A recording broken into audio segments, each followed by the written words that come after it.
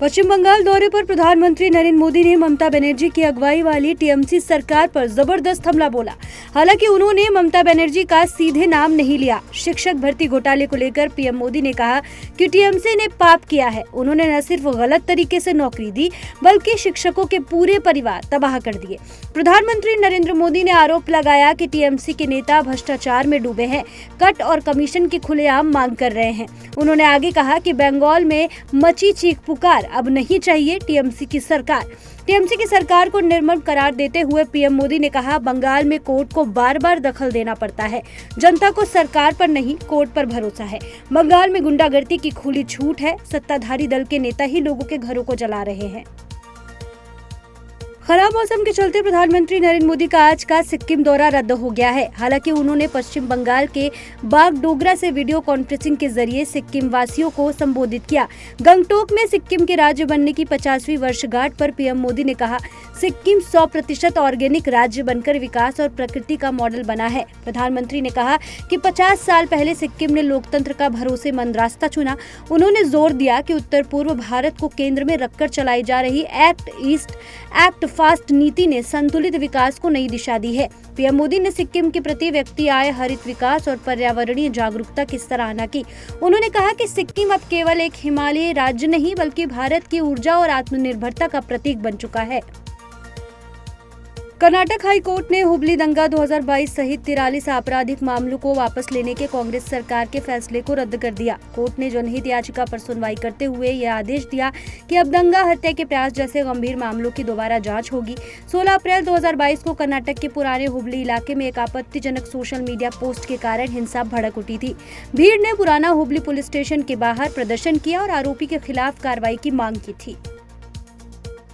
Delhi high court ने YouTuber मोहक मंगल द्वारा एएनआई के खिलाफ बनाए गए वीडियो में हफ्ता वसूली और गुंडा राज जैसे शब्दों को आपत्तिजनक बताते हुए उन्हें हटाने का सुझाव दिया है। न्यायमूर्ति अमित बंसल ने वीडियो देखने के बाद कहा, यह हफ्ता वसूली गुंडा राज नहीं, मैं आपको एक उचित सुझाव दे रहा हूँ। कांग्रेस नेता जयराम रमेश ने हाल ही में एक विवादास्पद बयान दिया है। उन्होंने पहलगाम आतंकी हमले के दोषियों की आजादी की तुलना उन सांसदों से की जो विदेश जाकर भारत का आतंकवाद विरोधी संदेश दे रहे हैं। रमेश ने कहा, पहलगाम हमले के आतंकवादी जम्मू कश्मीर में खुलेआम घूम रहे हैं और हमारे सांसद दुनिया भर में घूम रहे हैं। जयराम रमेश के इस बयान को लेकर भाजपा प्रवक्ता शहजाद पूनावाला ने कहा, इस तरह से कांग्रेस ने न केवल हमारे सैन्य हमले को चुटपुट कहकर बल्कि हमारे कूटनीतिक हमले को भी कमतर आंक रही है। उन्होंने आगे सवाल किया कि क्या संसद को उन पर कार्रवाई नहीं करनी चाहिए। भाजपा प्रवक्ता शहजाद पूनावाला ने कहा कि यह सबसे शर्मनाक, निंदनीय और बेबुनियाद बयान है। संसद की विशेषाधिकार समिति को तुरंत इसका संज्ञान लेकर कार्रवाई करनी चाहिए।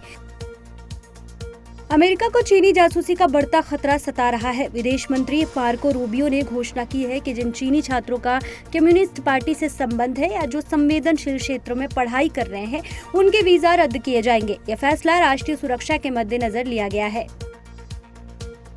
राजस्थान के जैसलमेर में सरकारी कर्मचारी शाकुर खां को पाकिस्तान की खुफिया एजेंसी आईएसआई के लिए जासूसी करते पकड़ा गया।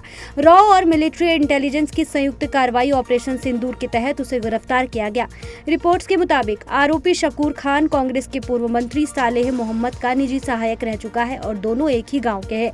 सालेह मोहम्मद राजस्थान की अशोक गहलोत सरकार में कैबिनेट मंत्री था। पूछताछ में पता चला कि शाकुर 6 से 7 बार बिना बताए पाकिस्तान जा चुका है। पहलगाम आतंकी हमले का मास्टरमाइंड और लश्कर-ए-तैयबा का वरिष्ठ कमांडर सैफुल्लाह कसूरी पाकिस्तान में एक सार्वजनिक रैली में दिखाई दिया। ये रैली पाकिस्तान मरकजी मुस्लिम लीग यानी कि पीएमएमएल द्वारा यौम एक तकबीर के अवसर पर आयोजित की गई थी। रैली में पंजाब विधानसभा के स्पीकर मलिक मोहम्मद अहमद खान और हाफिज सईद के बेटे तलहा सईद भी मौजूद थे। सैफुल्लाह कसूरी, जिसे खालिद के नाम से भी जाना जाता है, लश्कर-ए-तैयबा का डिप्टी चीफ है और हाफिज सईद का करीबी सहयोगी माना जाता है। वह पाकिस्तान में खुलेआम घूमता है और पाकिस्तानी सेना के अधिकारियों का पसंदीदा माना जाता है। भारतीय सेना प्रमुख जनरल उपेंद्र द्विवेदी हाल ही में चित्रकूट पहुंचे, जहां उन्होंने जगत गुरु रामभद्राचार्य जी महाराज से भेंट की। इस अवसर पर जगत गुरु रामभद्राचार्य ने सेना प्रमुख से गुरु दक्षिणा स्वरूप पाकिस्तान अधिकृत कश्मीर की वापसी की इच्छा व्यक्त की। उन्होंने कहा कि मुझे रत्न और वस्त्र नहीं चाहिए, मुझे पीओके चाहिए। साथ ही पाकिस्तान को कुत्ते के दुम बताते हुए उन्होंने कहा कि यदि वह इसी प्रकार चलता रहा तो वह दुनिया के नक्शे से मिट जाएगा।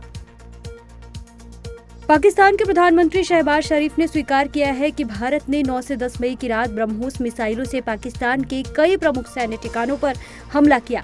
उन्होंने बताया कि पाकिस्तान की सेना सुबह 4:30 बजे के बाद भारतीय हमले का जवाब देने की योजना बना रही थी, लेकिन उससे पहले ही भारतीय मिसाइलें पाकिस्तान में विभिन्न स्थानों पर गिर गई। इस हमले में रावलपिंडी स्थित नूर खान एयरबेस सहित 11 सैन्य ठिकानों को निशाना बनाया गया।